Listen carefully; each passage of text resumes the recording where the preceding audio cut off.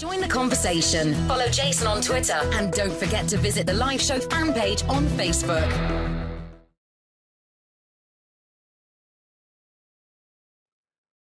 We talked the other day about the European Union and how they were starting to, they had come to an agreement. This is the way government works. They came to an agreement that they were going to have a vote on whether or not to classify some autonomous robots as people. Yeah. Oh, yes. And you might ask yourself, well, why would they do that? And I explained on the show that day, I said the reason they're doing that is because they want to be able to tax the robots. Because as more and more robots start taking over jobs of citizens, they don't want to lose that tax revenue. So they're going to end up classifying these robots as people for tax purposes. Oh, so you let go of 15 employees and you put in, 4 autonomous machines? Well, those are now taxed too. And it'll have its own tax rate that'll be equivalent to, they get the whole, they're working the whole thing out now. Yeah, that's right. 5 people for 1 robot, whatever it is, that's what it'll be. They'll figure it out so that they can continue, so that the money train doesn't stop for them. Now this out, as robots take jobs, Europeans mull free money for all.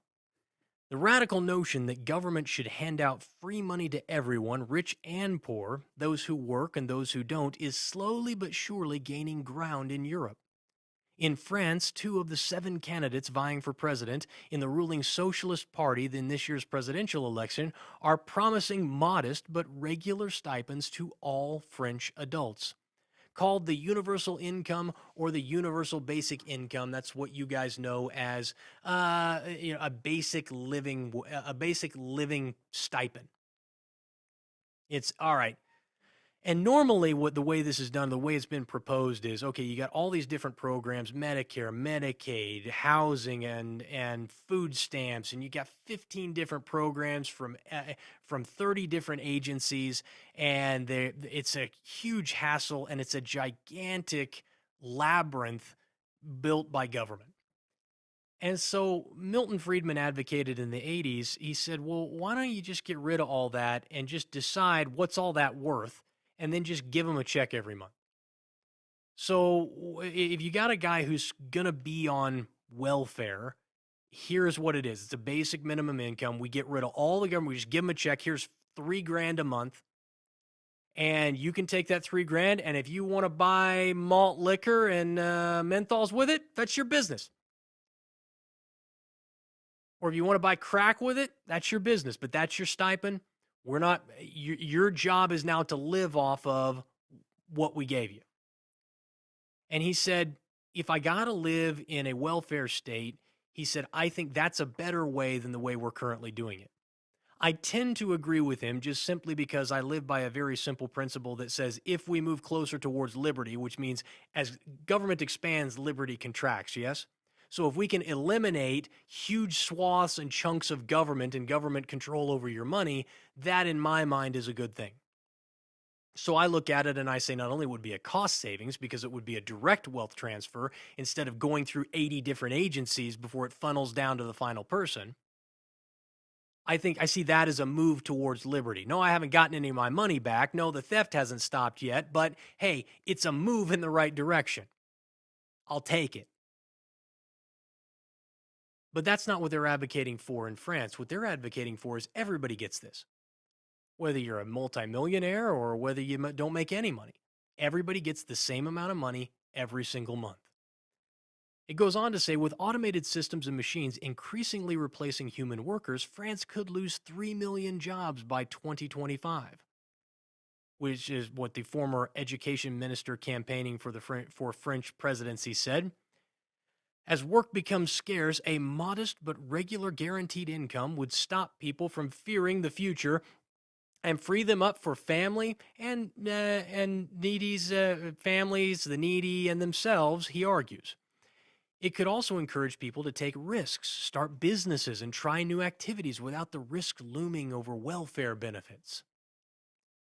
And here's what I would say to that. Where do they think the money's going to come from? All these people going out of work, being replaced by robots? Don't they already have a terrible unemployment rate? It's yeah, stubbornly high at like Like they were 10.5%. creating fake businesses that didn't have to make That's a right. profit just so people had a job. That story is from a long time ago, but yeah, you can go Mhm. way back in the archives and find where we talked about in Canada, people are out. I'm sorry, in It's funny, France, yeah. people are out of work for so long that they actually set up government-funded fake companies to sell fake products to other fake companies. And so these people who have been out of work for a year or 2 years and 3 years and their skills are lapsing, they can go to work at a fake company and they can sell fake goods to other fake companies, and that way they can still keep their skills up. What's amazing and what I remember about the Didn't they story go was under anyway? they couldn't make a profit.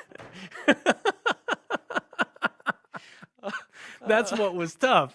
Well, that was what made the story so funny. Was that they couldn't? This particular company was losing money. They couldn't even pretend to make They money. couldn't even set themselves on fire. That is the such is the plight of the French worker. And you know, France is a government that the likes of that Bernie Sanders would like to create, a heavily regulated, heavily taxed life where the government guarantees everything and expects that it's just going to confiscate all the wealth it needs from companies from the wealthy. France is a living, breathing example, again, that what Bernie Sanders wants to create can't happen. And now they are in the position where they're seeing a lot of their workforce being automated. Now, why wouldn't you when it costs you a fortune to hire a worker in France? That's why their unemployment rate is so stubbornly high. And they're already thinking through. They're thinking ahead of this. They're, okay, universal income. We've got a lot of robots that are going to be replacing our workers. Those workers aren't going to have the skills to get back into the market. Nobody's going to want to hire them. What do we do with them? Well, let's give them a basic income. Well, where's that money going to come from? Well, let's tax the robots as though they're people. See how the whole system works?